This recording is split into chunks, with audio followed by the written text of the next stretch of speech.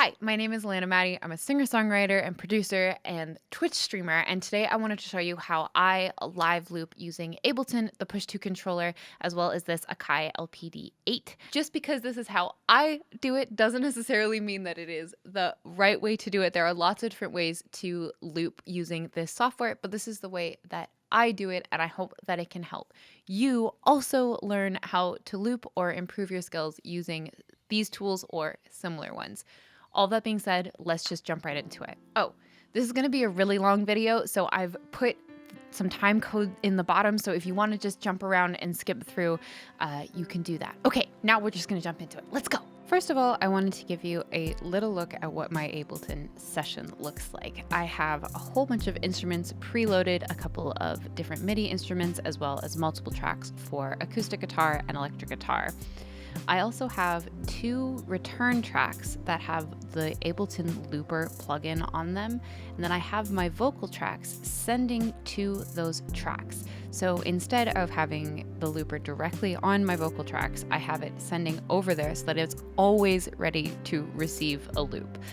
I also have on the looper feedback set to never. This means that when I'm recording, I won't hear duplicated vocals or instruments or whatever it is that I'm recording to that looper track. So let's take a look at a couple of the settings that I have within Ableton. I'm not sure what I have changed from the default mode, so if you're following along with the tutorial and you find that something isn't working quite as expected, feel free to take a look at these preferences here.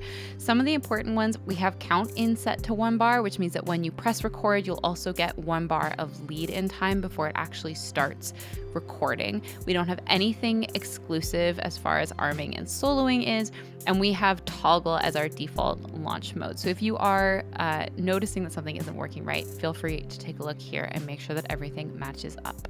So the first thing we're gonna do is go into Ableton, and for this particular song, it's in 6/8 or 3/4. So I'm gonna set my tempo to 3/4. Everything from here on out we're going to do on the push controller, but keep in mind that you can do most of the things that we're going to do with the push from Ableton directly. The way that the push deals with scenes and clips can be triggered from within the software as well as on the push controller, but for this particular video we're going to do everything from here on out on the push. So when you first turn your push controller on and open Ableton, it probably looks something like this. We're going to hit the session button to see all of our tracks, and I like to have the mix up here just so that we can be monitoring the audio at the same time. When a track is lit like this, this means that it is record enabled. So I've got too many guitar tracks with record enabled right now. You can also see the names of all of the instruments that you have loaded in your session up at the top here. So it makes it nice and easy to know what it is that you're using. The next thing that I like to do is make sure that I have my fixed length set to the right number of bars. So if you press and hold on the fixed length button, you get a bunch of options up at the top. It's difficult to see in the video, but I have 8 bars selected. This means that it will be 8 bars before Ableton automatically loops it back to the beginning again. For any MIDI instruments that you are recording, once it loops back, you can actually continue to give that clip information and notes. Be very careful with the piano. The sustain pedal is chronically a problem here.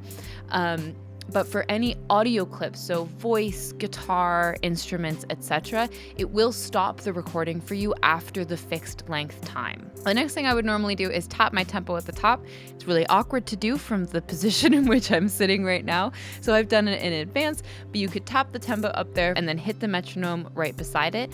For the sake of this video, I'm not going to be using the built-in metronome. I have my own metronome that I've set for you guys to be able to hear as well. So I'm just going to go ahead and press play here.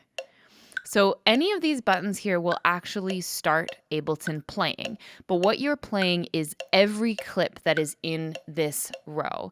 So the way that we're going to set up our track is so that we can actually trigger different parts of the song by clicking these different buttons along the side here. We're going to start off by recording some piano.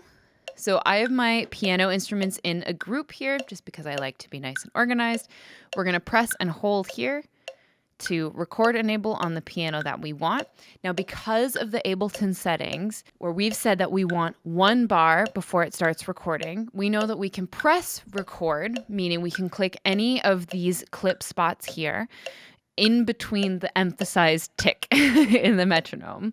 So we're gonna go ahead and do that.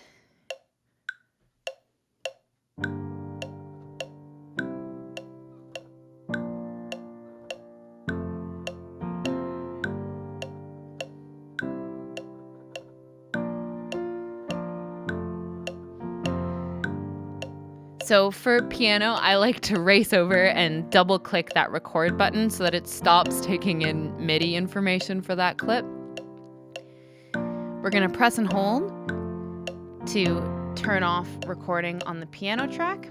But before we move away from this, I'm gonna want piano, I think, on pretty much every part of this song. So I'm going to move my plant out of the way.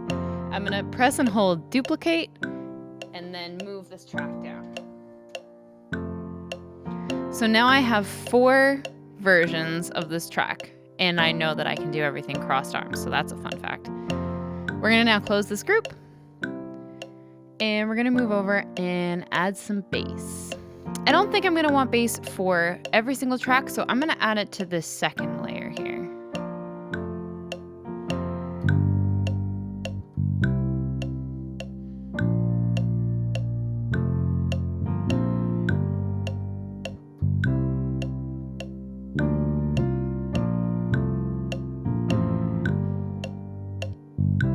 Turn off record enable, but similarly here, I think I'm gonna want it for all of the builds in this song. So I'm gonna duplicate and add it to the other tracks.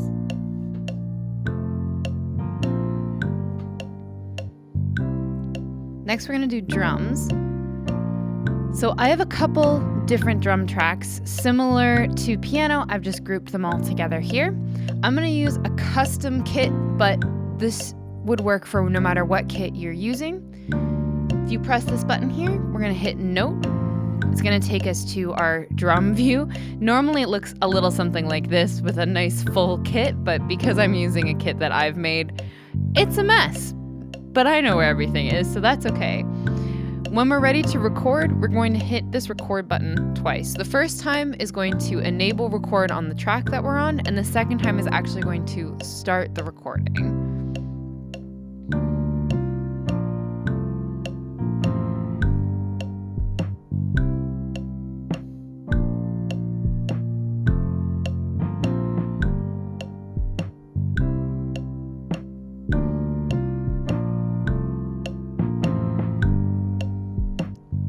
So I like to play my drums down here, but as you're playing it, you can actually see that the drum notes are recording up in this top section. If yours doesn't look like this, you can hit the layout button, and that will change how things are laid out here.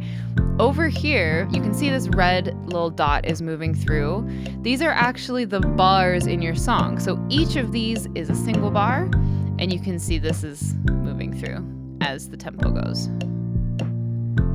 So if you want to, you can move over and take a look at the different groups. Because we're in 3, it's a bit of a bit difficult to see it up here as you're moving across, but you can take a look at all the different bars and make sure that everything is lined up properly. Another option that you have for drums, I mean for anything really, is to hit the quantize button over on the side there. If you're doing a really simple rhythm and you want everything to line up perfectly, after you record, you can press that quantize button and it'll shift everything so that it's lined up perfectly on the beat. Because I've done some little intricacies here, I'm not going to press the quantize button for this particular song, but it is something that I use quite often. We're going to head back to session. Boop. And the same that we did for the other tracks, I'm going to duplicate these drums because I think I'm going to want them for everything at this point.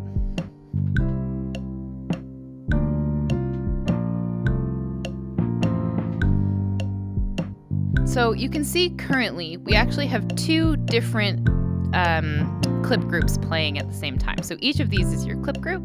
Right now we have the drums playing from here and the piano playing from here. So on the next loop around, I'm actually going to make sure that we're playing all in the same time. Because if I were to hit this right now, the drums would stop, but the piano would keep playing. So we're just gonna move the piano down here. All I did was press to trigger the piano within the right timing. Similarly to when we're recording, if you press a button, it's not going to change until the beginning of the next bar because that's what we've told Ableton we want it to do. So I'm gonna close my drums. So you can see we've got our piano, our drums, and our bass. I'm gonna add some electric guitar. So I've pressed and held to record enable on this track.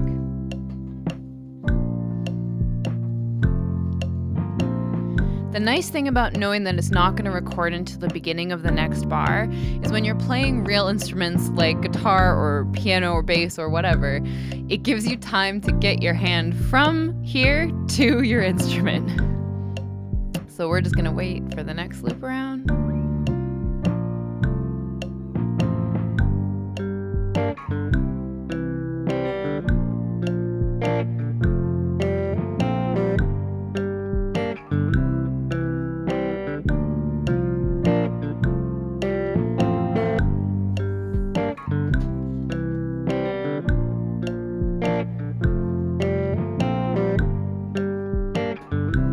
We're going to turn off record enable on this track. So I've recorded it here, but I don't actually know that I'm going to want guitar right away for this song. I'm kind of moving in a downwards order where we're building up. So I'm going to duplicate this track.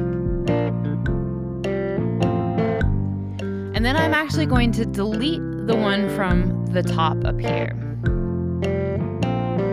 So we're stopping it for now, and then I'm going to reach over here. Hit delete. And now the clip is deleted.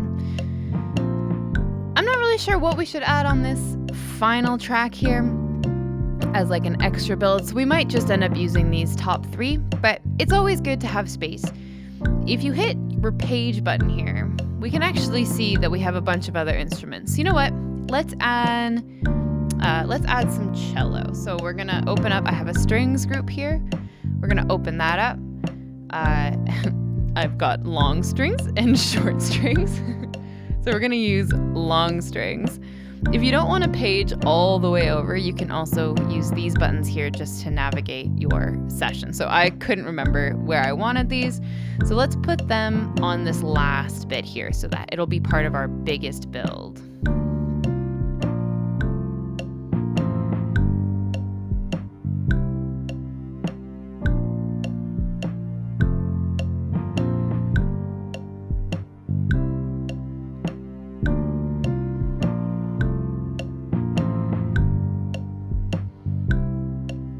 There we go.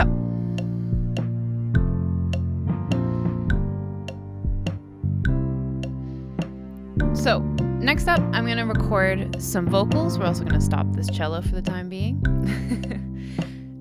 On my AKAI, I have hooked it up to the looper plugin within Ableton.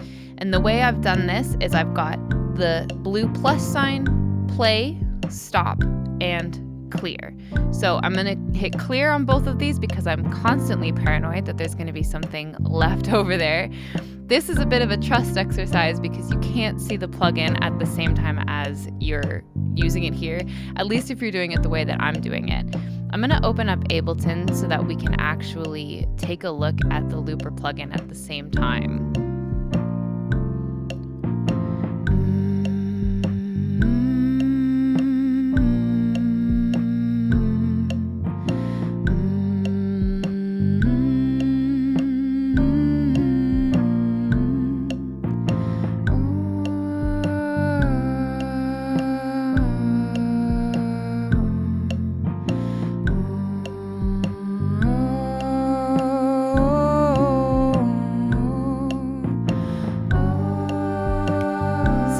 Pressed play, the looper plugin is going to continue going, but it's no longer recording.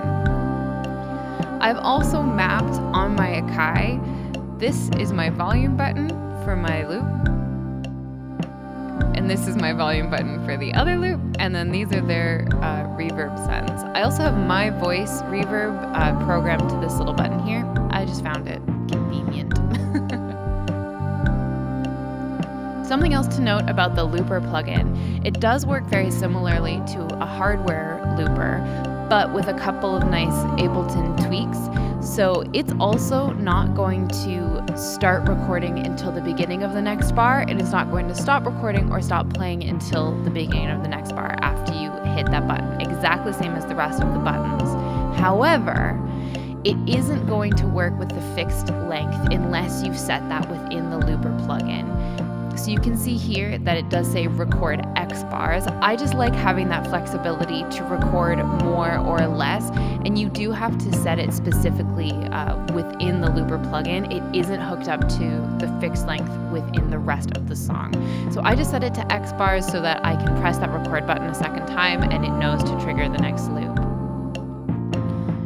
Okay, from here, we're pretty much ready to go. I'm gonna hide this Ableton window. What I'm going to do next is I'm going to start the song. I'm going to be triggering these clip groups using the buttons along the side and triggering my vocal loops directly from the AKAI. You do have the option of dragging your vocal loops or anything that you've looped on the looper plugin into a track. I don't really like to do that, but I also have enough buttons to supplement it, so it's just the way I like to do things. Let's give this a try. Last night you woke up 'cause you dreamed I was dead, and I awoke to you sobbing and holding my head. Tonight I lay here alone in my bed, and though I still hear you breathing, I'm lonely instead, singing how did I end up alone in this same small apartment that we call our home. And I don't remember ever telling you no, and so how did I end up alone?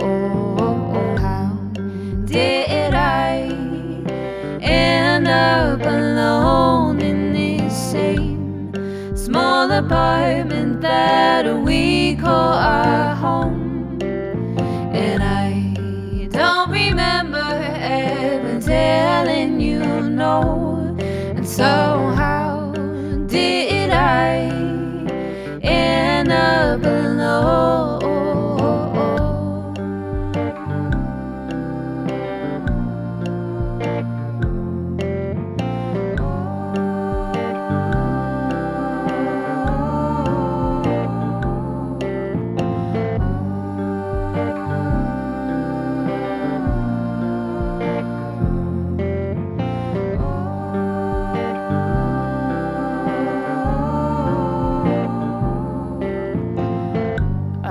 So let's talk a little bit about what just happened there.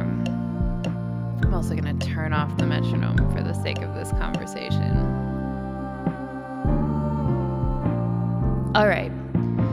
As I moved through the verse, I triggered these different clip groups in order to create a build. Normally I wouldn't do it so fast. I would do it in multiple verses, but I'm not going to play the entire song for you right now.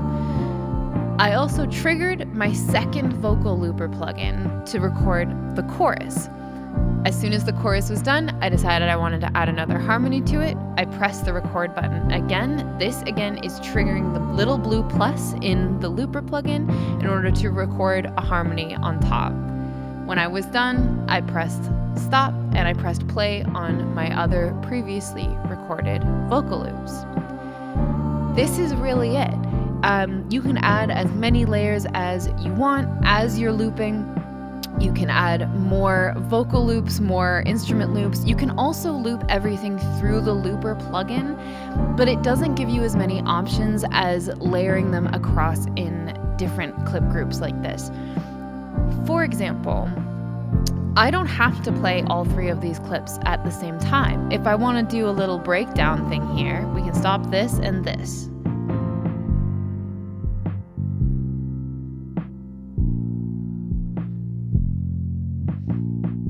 Just by clicking on the clip, because I have it set to toggle, it stopped the piano, and then we can bring it back in again.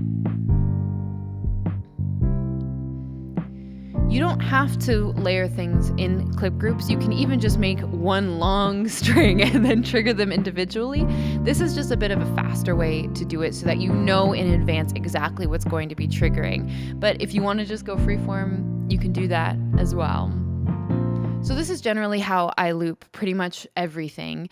In the case of this song, it's all the same chord progression throughout, but you can actually set up 2 different sections for a song in order to have, for example, a verse chorus. So let me show you that. For the sake of this example, I've gone into Ableton and set our time signature to 4/4. I've also changed our fixed length here to be 4 bars. So we're going to go into piano. We're going to record enable here, and we're going to start the metronome playing, and we're going to record a clip here.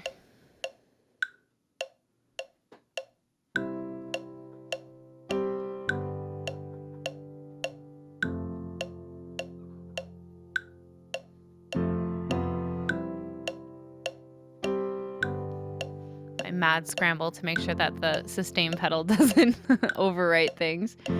So what we're going to do now is record a chorus section on a different clip. So we'll put it down here just so that we don't get them mixed up.